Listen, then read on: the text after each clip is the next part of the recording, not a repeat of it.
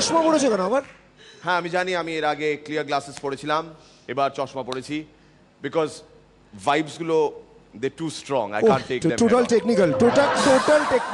Please welcome our next contestant Durgapur থেকে নেহা।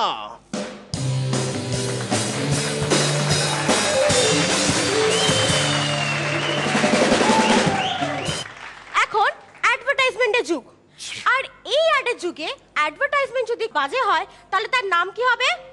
ব্যাডভার্টাইজমেন্ট। কিছু কিছু লেখা এমন থাকে যেটা পড়ে মানুষেরা পুরো কনফিউজ। সেদিনকে আমি শপিং মলে গেছি, হাত ধুয়ে হ্যান্ড ড্রায়ারের মেশিনের কাছে গেছি, দেখি পাশে লেখা আছে ভেজা হাতে সুইচ টিপবেন না। হাসপাতালে মেটারনিটি ওয়ার্ডের পেছনে লেখা এখানে বাচ্চাদের প্রবেশ করা নিষেধ। একটা দোকানের বাইরে বিশাল বড় হোর্ডিং এ লেখা আছে এখানে হোম লোন, পার্সোনাল লোন সবকিছু 5 মিনিটের মধ্যে পাওয়া যাবে। আবার ভেতরে লেখা আছে ধার চাইয়া লজ্জা দেবেন না। আপনারা তো জানেন বাইরে বাইরে দেওয়ালে বড় বড় পোস্টার লাগানো আছে, আর সেই পোস্টারগুলো একসঙ্গে মিলে অন্য মানেই তৈরি হয়ে যায়। আজকে শুটিং আসার সময় দেখি প্রসঞ্জিৎ দার একটা পোস্টার লাগানো আছে ঠিক এই পোজে, আর ঠিক তার নিচে সিনেমা নামের জায়গায় লেখা আছে যদি কেউ নাচ শিখতে চায় তাহলে সঙ্গে সঙ্গে যোগাযোগ করুক এই নম্বরে। আচ্ছা এই সেই আড্ডা একটু নিচে করে লিখলেই না হতো? আবার গতকাল কালীঘাট স্টেশনে দেখি লেখা আছে বিশাল বড় একটা হোর্ডিং, ওখানে রামদেব বাবা পেট ভেতর করে বসে আছে, আর তার নিচে ঠিক অ্যাড দেওয়া আছে বসে থেকে লাভ নেই, 2 ফুটা পোলিও খান দেখবেন লাইফ হয়ে যাবে একদম চেঞ্জ। কিছু কিছু অ্যাডগুলো লেখা থাকে এক কিন্তু মানে আরেক। সেদিন দেখি এক দোকানের বাইরে বিশাল বড় হোর্ডিং, ওখানে অক্ষয় কুমার খালি গায়ে জিন্স পরে দাঁড়িয়ে আছে, আর ঠিক তার পাশে অ্যাড দেওয়া আছে রবিবার সারাদিন খোলা। আচ্ছা মিতা একটা কথা বলো তো, এইসব ট্যাগলাইনগুলো যদি আমাদের মতন সেলিব্রিটিদের পেছনে তাদের কাজ বা ব্যবহার হিসেবে লাগানো হয় তাহলে কেমন হবে? কেমন? যেমন লাদেন তার হবে গল্লো দুনিয়া মুঠি মে। আমাদের কাঞ্চন দা পহলে ইস্তেমাল করে ফির বিশ্বাস করে। আমাদের মিতার কি হবে? লজ্জা পাচ্ছি আমি। Express your music.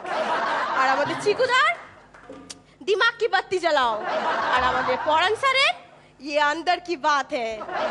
আচ্ছা কিছু কিছু পোস্টারে দেখবেন সব জিনিসগুলো খিচুড়ি পেকে একদম লট মট হয়, মানেটাই অন্য বেরিয়ে যায়। যেমন আজকে আসার সময় দেখলাম একটা পোস্টারে লেখা আছে মাই নেম ইজ খান ও খাওয়ান সব বৌদিদের বলছি। ব্যাস আমি আর আমার অ্যাড বাড়ালাম না এখানে, আর এখানেই শেষ করলাম।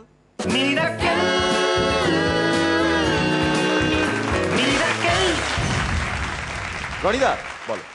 আমার মনে হয়েছে যে অনেকটা পসিবিলিটি ছিল কিন্তু একটু মাঝে মাঝে ছানা কেটেছে। ভালোর দিকে সম্পূর্ণ ভালো বলতে পারবো না। ব্যাপারটা খুব ভালো ধরেছিলে, যেই বিষয়টা ছিল বিজ্ঞাপনগুলো নিয়ে উল্টে পাল্টে দেওয়া বা একটা ট্যাগলাইন থেকে আরেকটা ট্যাগলাইনে, তার মধ্যে ইনোভেটিভ বেশ কতগুলো টাচ ছিল। তোমার খুব ভালো হয়েছে, কিন্তু আমার মনে হচ্ছে আমি তোমার থেকে আরও ভালো পারফরমেন্স পেয়েছি। ওকে, all the best.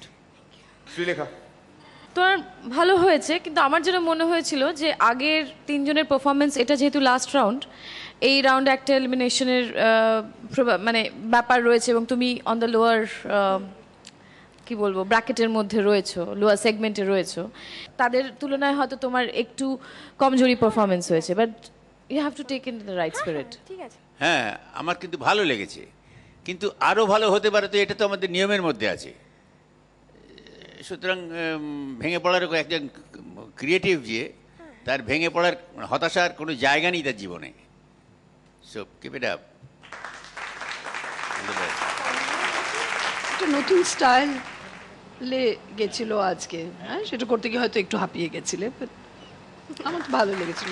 Thank you Neha, thank you very much. মন খারাপ করো না। Thank you.